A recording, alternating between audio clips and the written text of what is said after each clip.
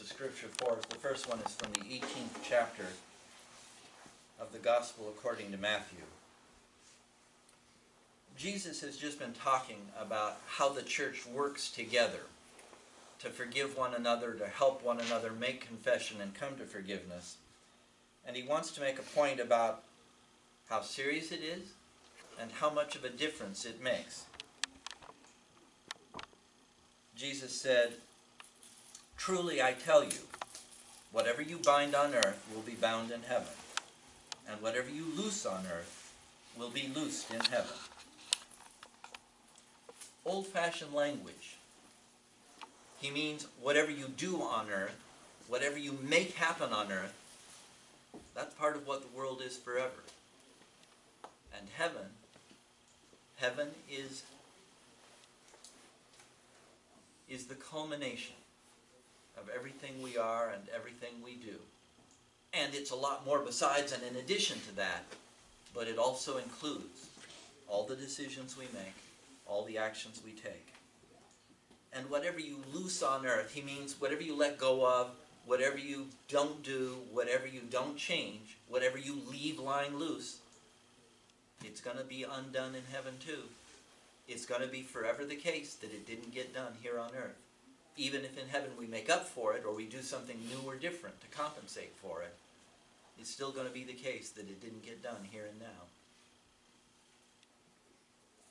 The second passage, I'll give long odds you've heard before. I want to do something different with it today than is usual, but it's in the 25th chapter of Matthew, in verses 34 through 35. I'm going to back up to verse 31. "When the Son of Man comes in his glory, and all the angels with him, then he will sit on the throne of his glory. All the nations will be gathered before him, and he will separate people one from another, as a shepherd separates the sheep from the goats. And he will put the sheep at his right hand, and the goats at the left. And then the king will say to those at his right hand, 'Come, you that are blessed by my Father, and inherit the kingdom prepared for you from the foundation of the world. For I was thirsty, I was hungry, and you gave me food. I was thirsty, and you gave me something to drink. I was a stranger, and you welcomed me. I was naked, and you gave me clothing. I was sick, and you took care of me. I was in prison, and you visited me.' And then the righteous will answer him, 'Lord, when was it that we saw you hungry and gave you food, or thirsty and gave you something to drink? And when was it that we saw you a stranger and welcomed you, or naked and gave you clothing? And when was it that we saw you sick or in prison and visited you?' And the king will answer them, 'Truly I tell you, just as you did it to one of the least of those who are members of my family, you did it to me.'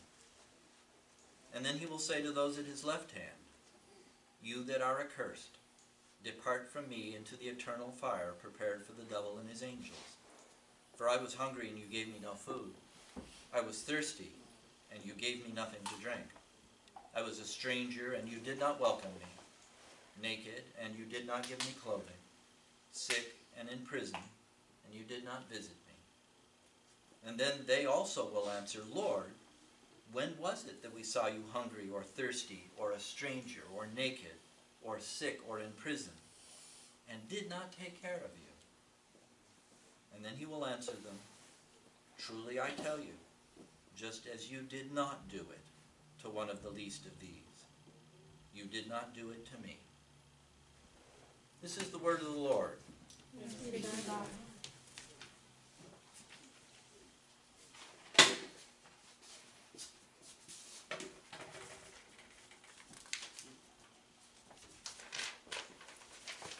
This actually is a follow-up to the sermon I did 2 weeks ago. And by the way, Willie, Wesley, the sermon I did 2 weeks ago was partially intended to be an answer to that difficult and confusing conversation we had in Sunday school the week before that. So go back, find it online, and listen to it sometime, please, okay? So part of what I talked about is what it means to be a person and what it means to make decisions, to make choices, to do something, to take an action. And what I want to say today is everything you do matters. Everything you do matters, even the least thing you do. In another place, Jesus says to people, look, I tell you, the lightest word that you have spoken, you'll have to account for in heaven. Even the things you thought were just a throwaway line that didn't make any difference, and you weren't being serious, and you weren't talking about anything much. It matters. It matters what you do. Light words can be tricky because sometimes we don't really mean anything by them, and yet they cause problems and hurt people.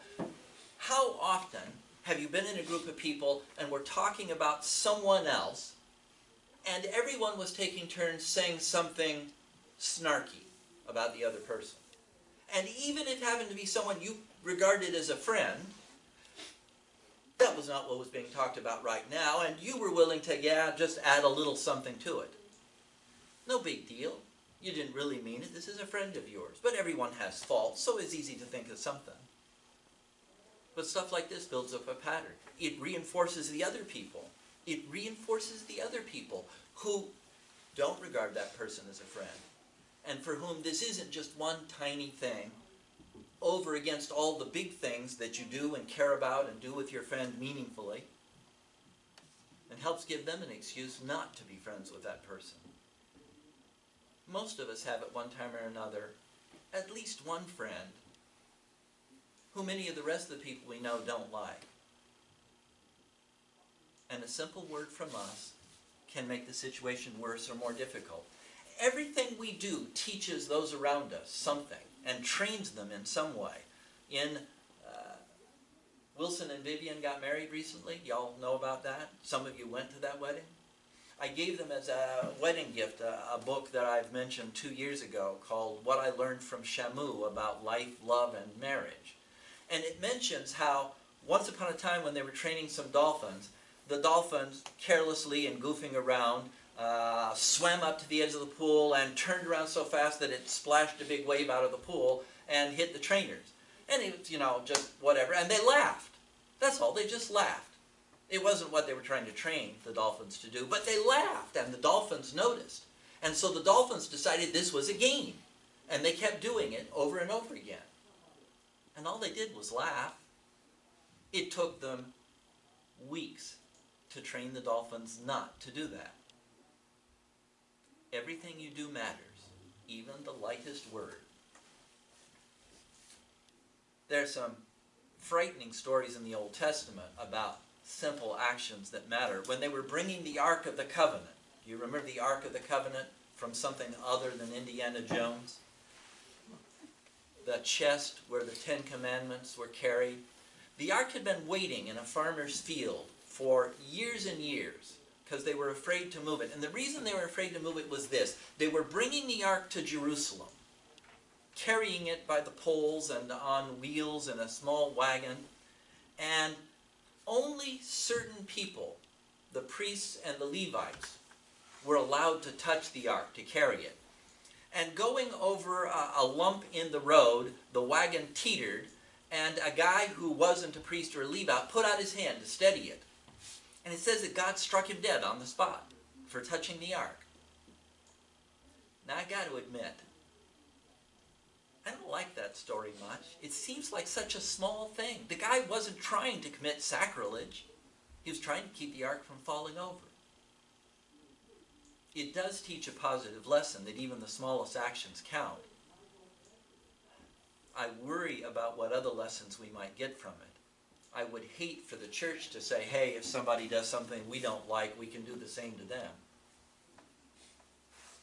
But it does teach that even small things matter.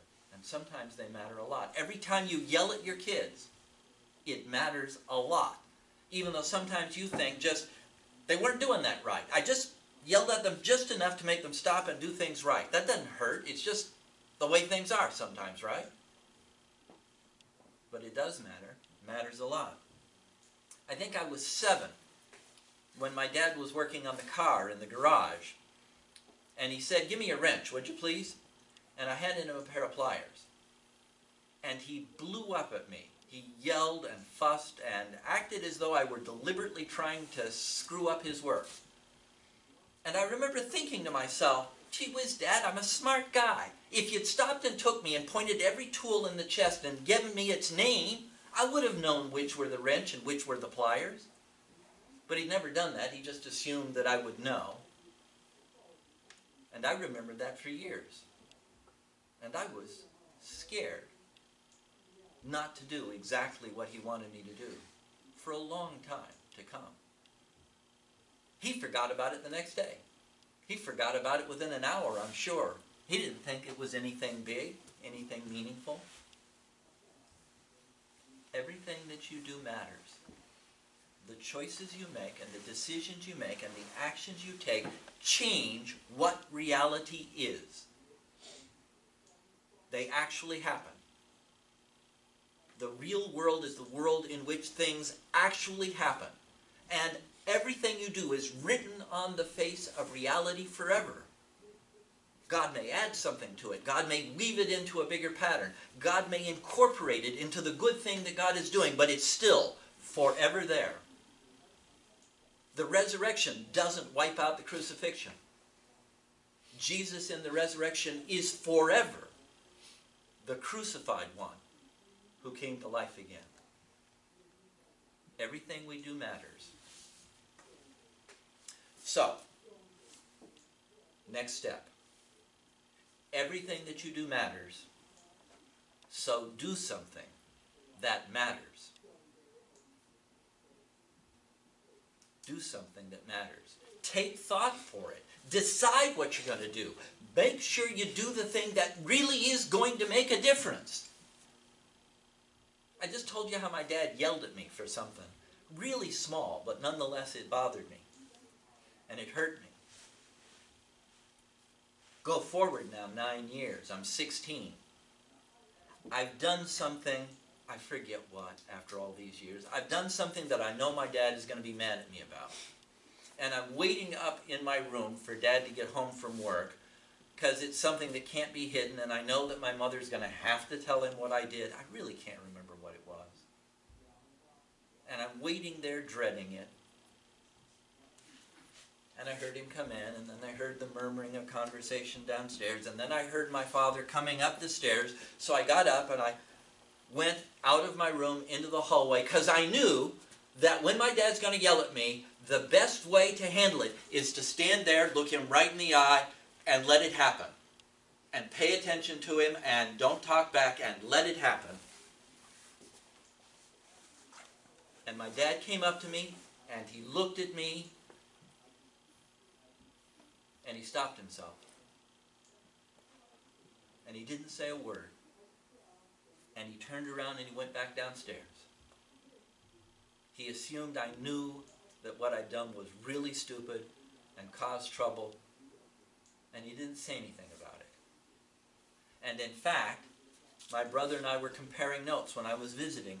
That was about the time that my dad took a grip of himself and stopped getting angry so much. He deliberately did something that mattered, and it mattered a lot. When he turned around and went back downstairs, without yelling at me, I went back to my room and I cried like a baby. Because I realized then how terribly much he loved me. Whereas I'd always known that he loved me, but mostly what I realized was I had to be careful and not upset him. He did something that really mattered. He made reality to be what it ought to be, instead of what just happened, instead of what just took place. You know, in those conversations when everybody's making fun of somebody, you don't have to do it. And if you don't do it and say something nice about somebody, everybody else will feel a little funny. Not you feel a little funny for not joining in. Let's go bigger than that. Who you vote for matters. your vote is not dissolved into a bunch of other votes and it disappears. Back when most of you guys were busy being born in the year 2000, we had a presidential election that was decided by 300 or 400 votes in one state, because that was the place where it balanced. That one state, either way, would have elected either guy, and in that one state, there were 300 or 400 votes that are different, and there were thousands of ballots that they weren't sure how to count correctly. Partly because they put together ballots in a stupid manner where you poked holes in them and you couldn't tell which hole had been poked where. But those votes counted a lot. Even when you vote for something and you lose, it counts. A lot of us voted for Hillary Clinton, and she lost. But those votes counted because, look, she got 3 million votes more than the guy who lost. Which meant everybody could say to themselves, hey, this guy doesn't have a mandate. This isn't what most of the people want to be like. He won the election fair and square, and he's got the right to try to do some things now, and there are a lot of people who believe in what he's trying to do, but he didn't just become God. Those votes that lost still mattered, because they made it clear that the president is not the elected ruler. He doesn't become king. Whenever you teach something worthwhile, whenever you do a simple, dumb little thing that's not done because it's done for somebody else to help them learn to do something, when you pick up and incorporate Willie in the music because he's learning to play the drums, and you can't just learn to play the drums off in a room by yourself doing nothing with anyone else, because the drums are setting the beat for a group, and you incorporate him, that's a big thing, not a little one. It's a big thing, not a little one. And where you spend your money, well, there aren't many things that count much more, at least in the secular world, than where you spend your money. And by the way, the adults remember this big financial collapse back in 2008, and those of you who don't remember it because you were paying attention have probably heard about it since, and that there were 4 to 6 years of economic bad times. But there's a lesson that I think people haven't realized that taught us. It taught us that big, huge companies so huge that we think they're too big to fail, are fragile. They're fragile because they're built on a complicated structure of finances and industrial possibilities. And it doesn't take more than 5 to 10% of the people who are doing such things as getting mortgages, screwing those mortgages up, to really mess things up for those big companies. Big companies are fragile, and we're not helpless underneath of them. If even 5 or 10% of us started doing something different, started depriving them of our business, it doesn't have to be half of us, it doesn't have to be a majority, because they've leveraged their position, and the leverage can work against them as well as for them. Big, huge organizations are more fragile than people are. And what you do matters, even on this huge scale of massive international companies that are worth billions and billions of dollars. Everything that you do matters. So do something that matters. And there's one other ingredient. And it's in that parable that I read you. A lot of times we interpret that parable as though we're telling the difference between who's good and who's bad. But I want to notice the fact behind that. What Jesus cares about is what we've done for someone else. Is what we've done for someone else. And in other places, Jesus tells parables, and he points out that, hey, look, if you only invite to dinner the people who have you to dinner, you haven't really done something for someone else, it's for you. You're exchanging things with people who share stuff. You haven't had someone to dinner until you've gone out and invited the poor into your house, who have no chance of giving you hospitality back. Doing something that matters especially that matters in our faith and what we're supposed to do and what God expects us to do, means doing something for someone else. And that means someone beyond our own family and beyond our church and beyond our own circle of friends. Because the things we do for them just contribute to a shared pot of caring for one another we've got. And that's great, and we should be doing those things. But we haven't yet begun to do something for someone, really someone else, until we go beyond those circles. Everything that you do matters.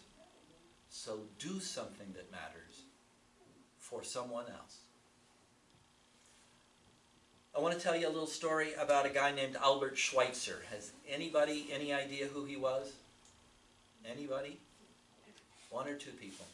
Albert Schweitzer was born in 1875, and he was musically talented. He grew up studying theology, not to become a minister, but to become a PhD. But also, he was so musically talented that while he was at school studying for a PhD, he also started studying the organ. He became so good that he gave concerts throughout Europe as a solo performer. He was that good on the organ. And as a matter of fact, he was also a scholar of music and contributed in a major way to how we interpret the music of Johann Sebastian Bach. He wrote some enormously important books about how to interpret Bach. And he gave concerts demonstrating what he figured out about that. Albert Schweitzer, first known as an organist. He was also an important theologian in his time and went and got a PhD in theology and wrote at least 2 books that were considered to be critical books in the theology of his times. And he took seriously what Jesus said about taking care of other people and doing things for other people, not just part of your own circle. So he also decided ahead of time that when he was 40, he needed to do something new and different. And he went back to school and became a medical doctor and went down to a missionary medical center in the part of Africa that is now Gabon. And it was a part of backwoods Africa where the only access was by boat up the river, where the people had no access to doctors at all. When he got there, he was the only doctor for 10s and 20s of miles around, with people who'd never had medical services before. A guy who was an internationally known organist and an internationally known theologian who'd published books, who'd given concerts, decided, hey, that was great. I love doing it. I got to do something for someone else too. At the age of 40, now 39 actually, he went back to school and got medical training. And he went down and he served in a missionary clinic in Africa. Did that for years and years. He had to come back a couple of times. One, because during the First World War they chased him out. And part of the First World War was about which European countries got to control which parts of Africa, which he spoke up against. And he had to come back once for 2 years because he got sick. And he came back once for 4 years because his wife got sick in such a way that she couldn't stay down there.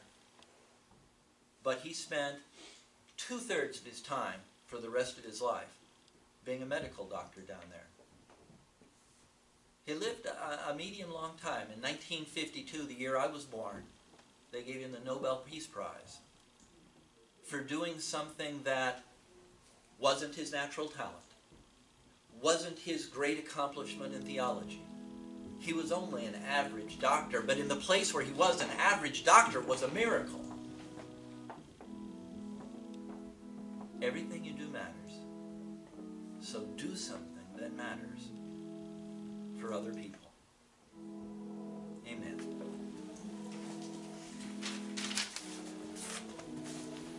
I want us to gather